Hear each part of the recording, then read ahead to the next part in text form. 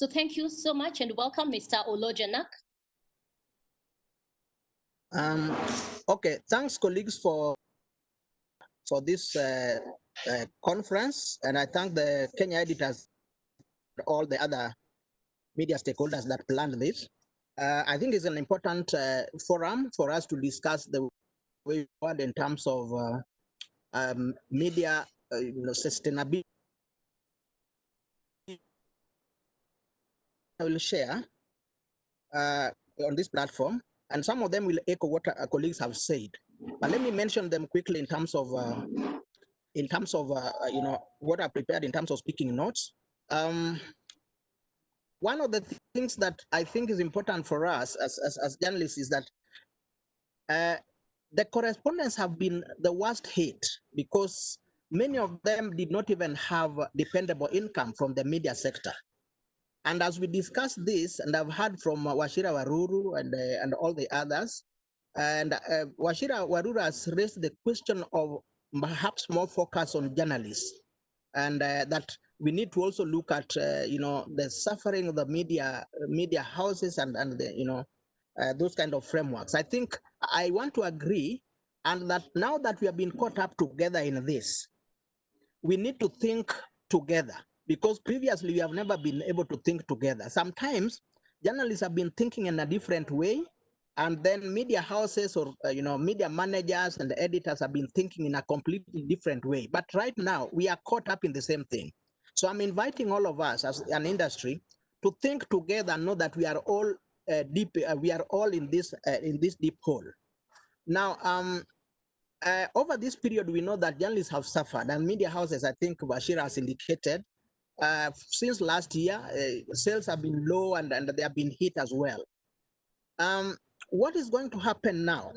And I'm speaking in terms of what we have checked out from our team of correspondents across the country, is that the 5 or so months of COVID have taught people certain lessons, that the media is an extremely bad employer, is very, very exploitative. And faced with a situation like COVID, their default reaction is to sacrifice journalists. And for us, that is a big concern, because now, if, for example, they saw that things were getting worse last year, what were some of the thoughts that they were putting together in terms of overcoming some of those challenges before COVID? And now that COVID has compounded the problem, what are they thinking about? Is the thinking just to sacrifice journalists in terms of cutting costs? So that's a question we must think about. And therefore, we are saying that because journalists have suffered, and largely because of the reaction of media owners and the managers, what we are going to see is a huge transition within the media industry, and that will lead to loss of qualified and experienced journalists and staff from the media sector. Because the 5 months have taught journalists that media cannot sustain them, and therefore they are thinking about alternatives. So the media sector must be prepared for a huge loss of many, many journalists, because they are thinking about alternatives.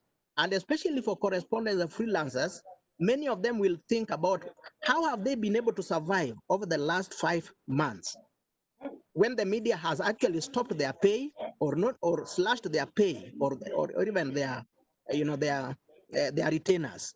And I saw a warning from one media house saying that if the journalists are not going to produce in a certain level, then even their retainer will be withdrawn.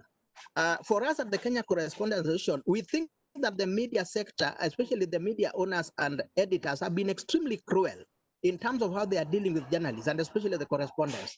And therefore, we are saying that in thinking through media sustainability, our position is that media sustainability depends on trained and well-remunerated manpower with a good working environment and respect for human rights. The working environment must respect the labor rights of journalists. So if this is not going to be taken into consideration, then we are not going to talk about, they can have money. Media houses can have money to maintain their structures and the studios and so on. But if they don't have the requisite manpower, then what is going to happen?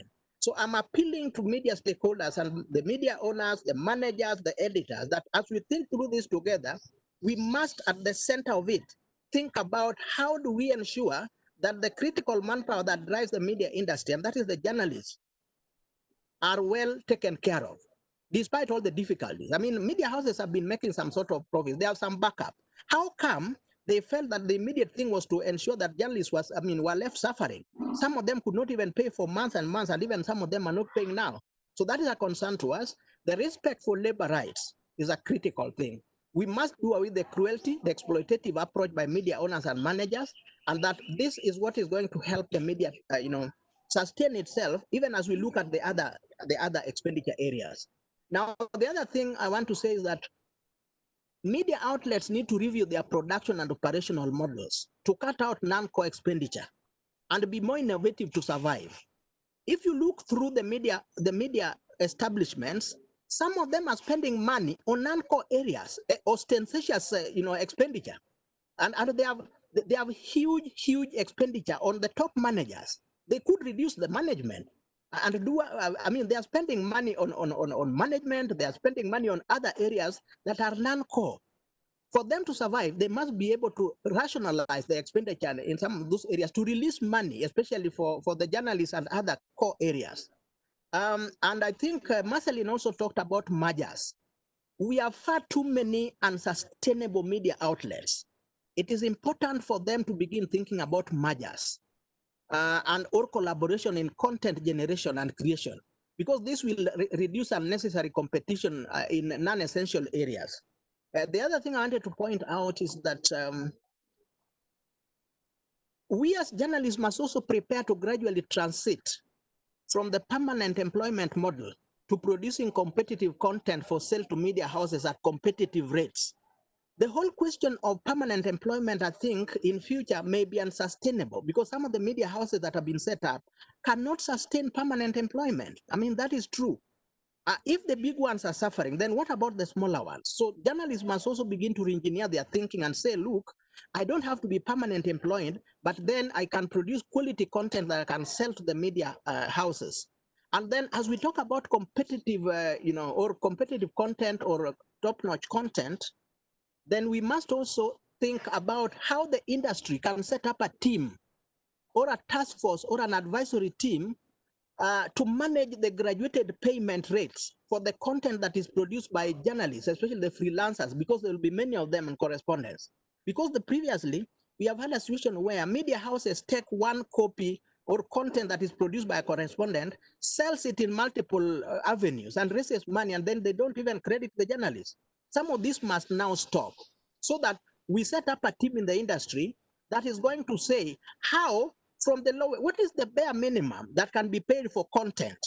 We have had content which is personally suffered where my content is produced. I produce content and then it is sold and I'm not paid anything. So this must begin to stop.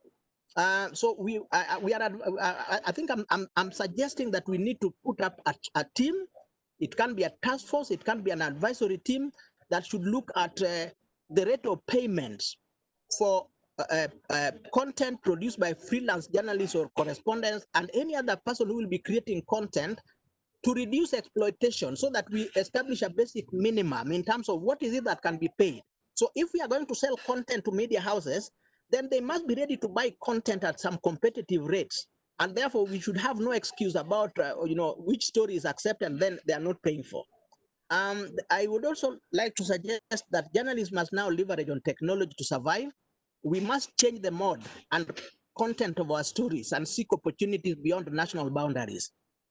Kenya alone will not make journalists in Kenya survive because we have far too many journalists in Kenya.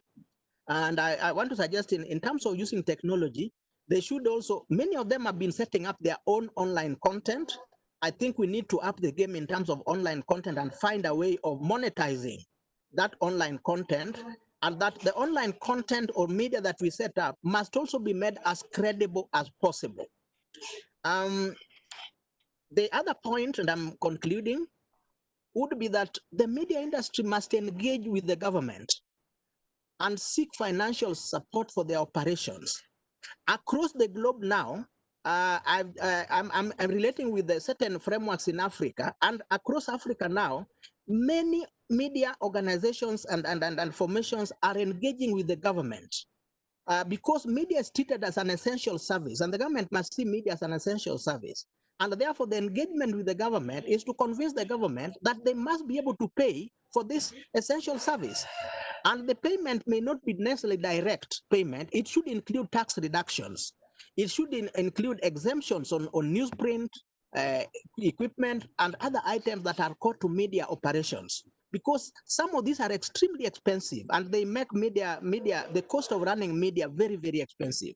So I want to suggest that as media stakeholders, we should not be shy to engage with the government and tell them that the monies they are receiving on our behalf, either from taxes or from donors, like right now we have the emergency fund, the emergency COVID fund that is being pilfered. How come that we are not looking at the media as an important component of mobilization and intervention against COVID to spend money on it? And instead we see money being pilfered left, right, and center. We must make demands for our own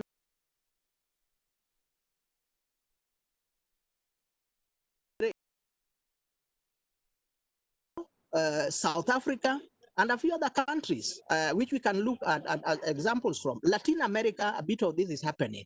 So in conclusion, I would like to also suggest that the industry and the government should work on modalities for setting up a media sustainability fund. And as we talk about the media sustainability fund, we must look carefully at the management of this media sustainability fund. And this, I'm suggesting that it must be open and transparent, and media stakeholders must be part of the management. If we are not part of the management, then the government can use this to capture the media. The government can use this to untwist the media.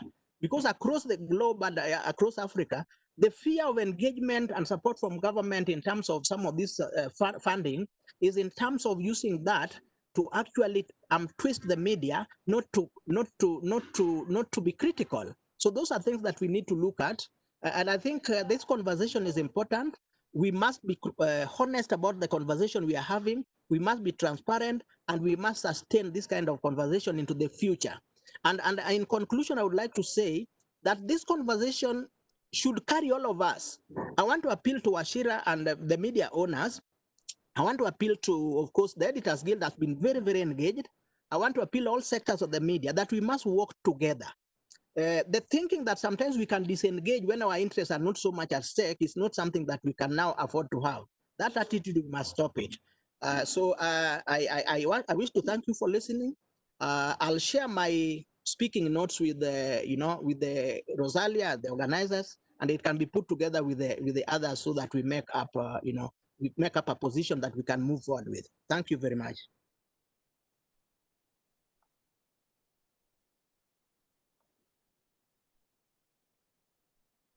Thank you. Thanks.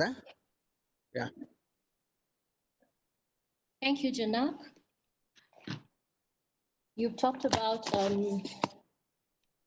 media not shying away from engaging with government, and also you're proposing a task force or an advisory board to be created to look at remuneration for correspondents, and that task force should set the bare minimums that correspondents must be paid. Okay, so next, I'd like to invite the Digital Broadcasters Association. Ja Karanja, are you on board? Yes, I'm here. Thank you, Ja. Karibu.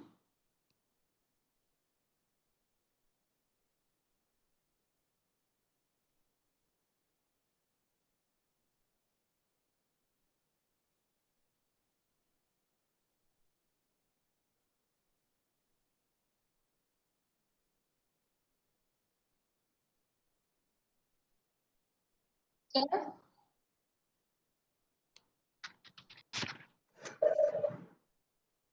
Can you hear me? Yes.